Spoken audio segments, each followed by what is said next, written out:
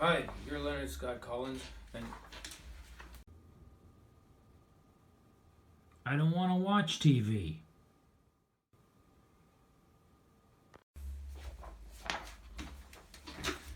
hi, you're Leonard Scott Collins, and I'm a mug with a dog on it. Let's do. So, I want to do something a bit more modern, because everything we've been doing so far has been with classical text, and so I want to do something with modern text. That's sides where there's a conversation back and forth that might be actually like something you might do when you were having on a movie audition. So I like Twin Peaks a lot, because everybody likes Twin Peaks a lot, and I'm not unique in this. I'm not trying to claim to be any sort of special taste or anything like that. But I think I like it for better reasons than you like it. But that's neither here nor there. You like Twin Peaks, I like Twin Peaks, so let's do a bunch of scenes from Twin Peaks.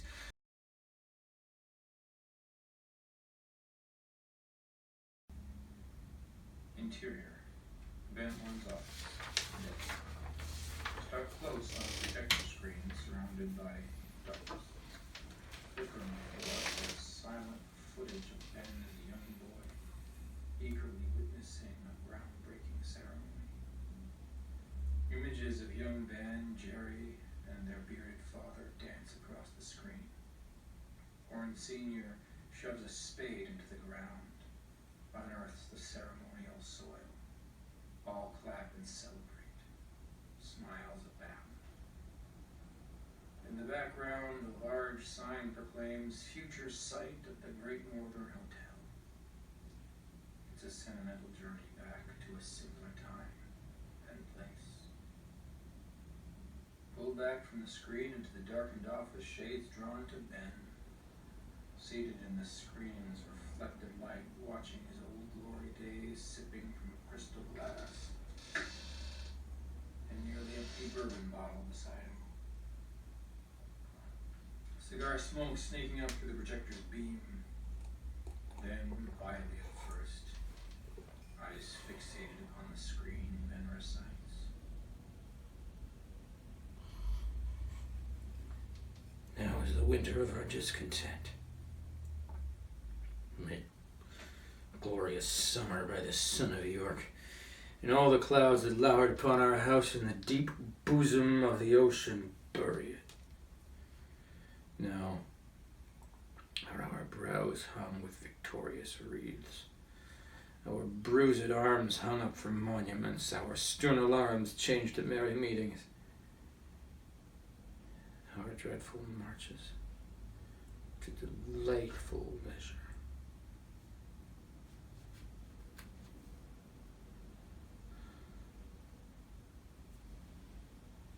The door opens. The silhouette in the doorway causes Ben to immediately douse the projector and turn on his desk. On the desk are a box of keys and several silver rock. The stag party, and I wasn't even invited. Hank, where have you been?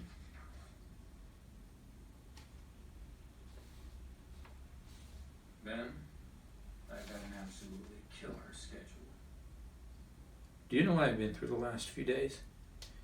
You said you took care of Catherine in the mill fire. She's alive.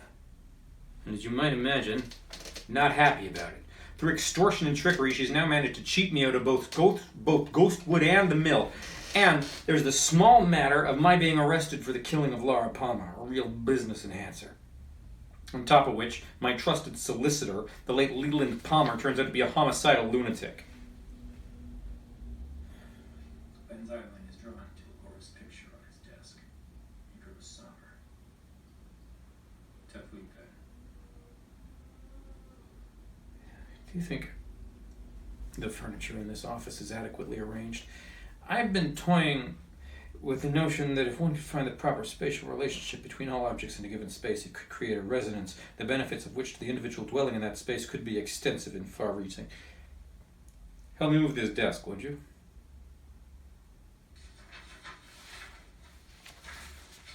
That's fascinating, Ben. Really.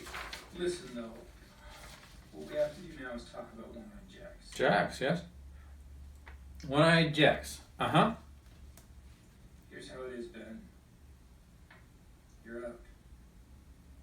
Excuse me? I own One-eyed Jacks. There's been a friendly takeover. You walk in here under my employ and have the That's go. another thing. I don't work for you anymore. Renault. It's Renault. It's Renault, isn't it?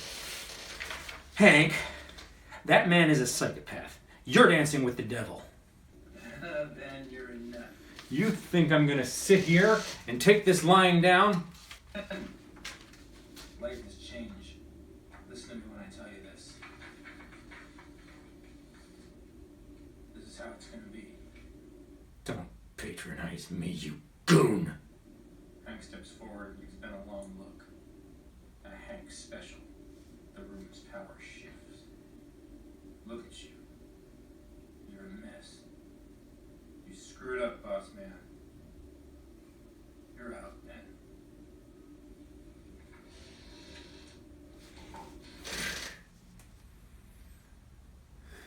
I want to do 3 scenes from Twin Peaks with 3 different characters, and the reason to do that is that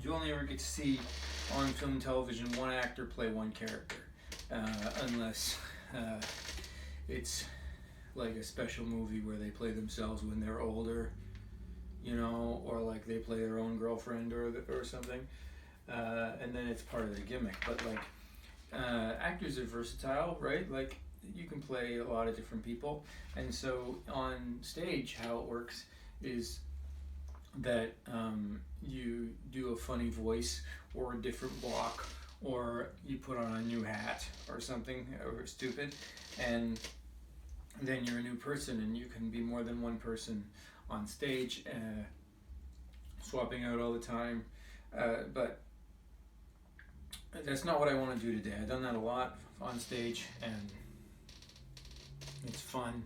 I'm good at it.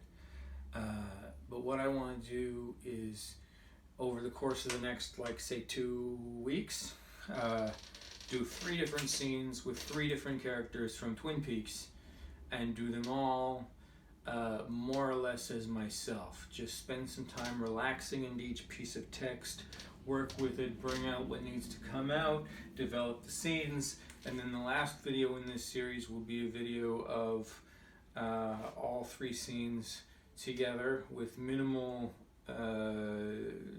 disgussidizing, and just me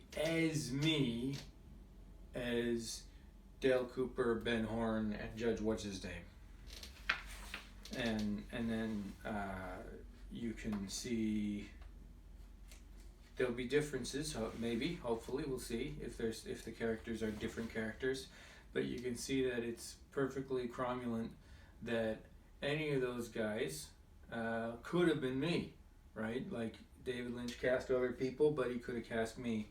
He cast other people back then, but he could have cast me now if he were doing it now, but he's not doing it now. I mean, he did it now, but the now one, they use all the same people from the before one for the sake of continuity. So, because these are process oriented, you're going to see a lot of my process, and so you're not just going to see Ben Horn, Dale Cooper, that Judge What's His Name. You're also going to see me as the opposite characters who are maybe less appropriate for me. Bobby Briggs, who's like a little kid, and Hank, who's like a psychopath, and I'm obviously not a psychopath, so I can't be a psychopath because psychopaths have to play psychopaths like Jack Nicholson, and who's a psychopath from everything I hear. And then also, I'm sorry, Jack Nicholson's not a psychopath, that was a joke, I'm nervous, sorry Jack. Look, if you're watching this, I know you're not a psychopath, please don't sue me for libel, I don't have any money or a lawyer. I also want to say, I think that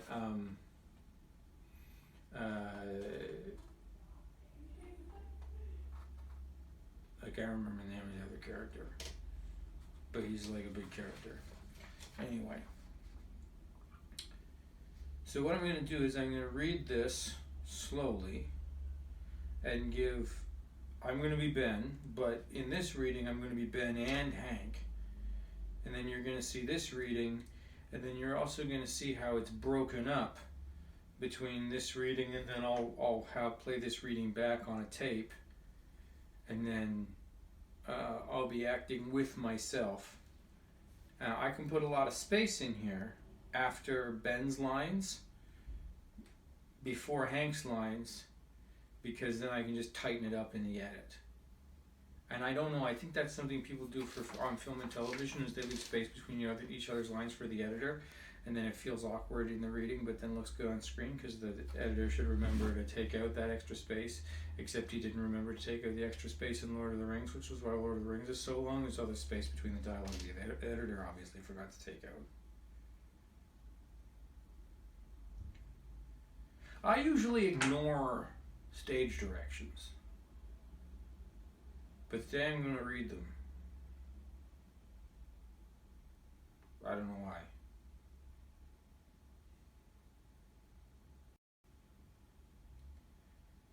Interior, Ben Horn's office, day. Start close on a projector screen surrounded by darkness. Flickering before us is a silent footage of Ben as a young boy, eagerly witnessing a groundbreaking ceremony. Images of young Ben, Jerry, and their bearded father dance across the screen. Horn Sr. shoves a spade into the ground, unearths the ceremonial soil. All clap and celebrate. Smiles abound. In the background, a large sign proclaims future site of the Great Northern Hotel. It's a sentimental journey back to a simpler time and place. Pull back from the screen into the darkened office, shades drawn to Ben. I'm going to be Ben.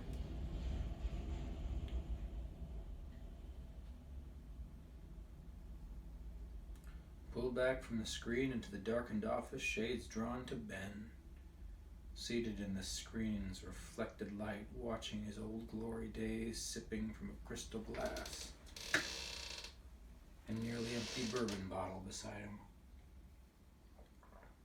Cigar smoke sneaking up through the projector's beam. Then, quietly at first, eyes fixated upon the screen, Ben recites. Now is the winter of our discontent,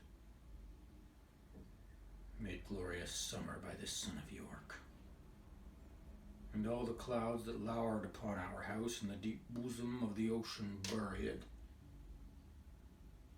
Now are our brows bound with victorious wreaths, our bruised arms hung up from monuments, our stern alarms changed to merry meetings, our dreadful marches to delightful measures. The door opens. The silhouette in the doorway causes Ben to immediately douse the projector and turn on his desk lamp. On the desk are a box of Kleenex and several silver gravy toys.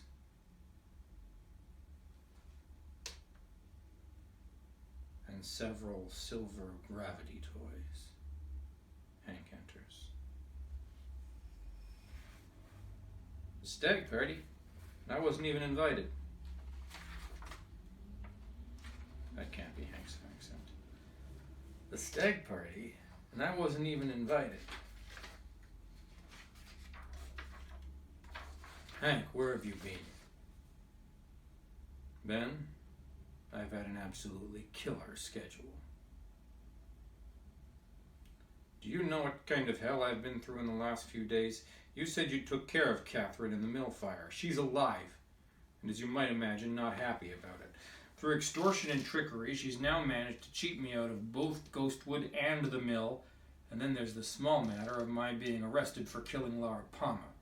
A real business enhancer, on top of which my trusted solicitor, the late Leland Palmer, turns out to be a homicidal lunatic. Ben's eyeline is drawn to Laura's picture on his desk. He grows somber. Tough week, Ben. Do you think the furniture in this office is arranged adequately?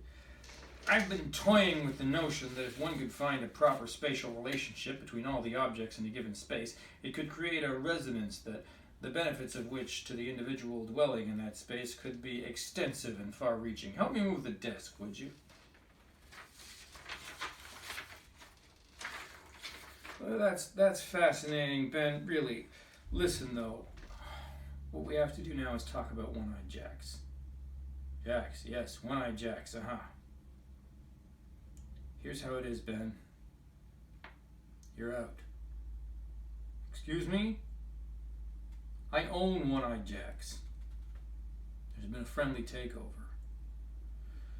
You walk in here under my employ and have the gall. Oh, that's another thing. I don't work for you anymore. No. Jean Renault. That's it, isn't it? Hank? That man is a psychopath. A psychopath. You're dancing with the devil. Ben, you're a nut.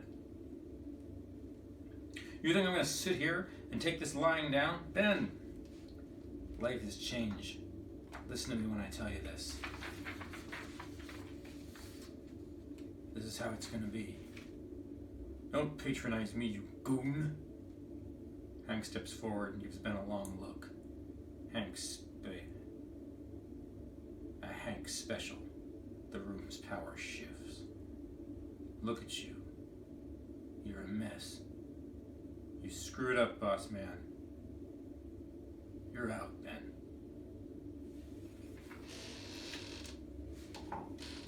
Okay, so that's a cold reading of the whole thing. And now I'm going to port that into my computer and take out Ben's dialogue and just leave the gaps. And then we can listen to it back on a loop with just Hank's dialogue, and I can read in as Ben. Okay, so that's a cold reading of the whole thing.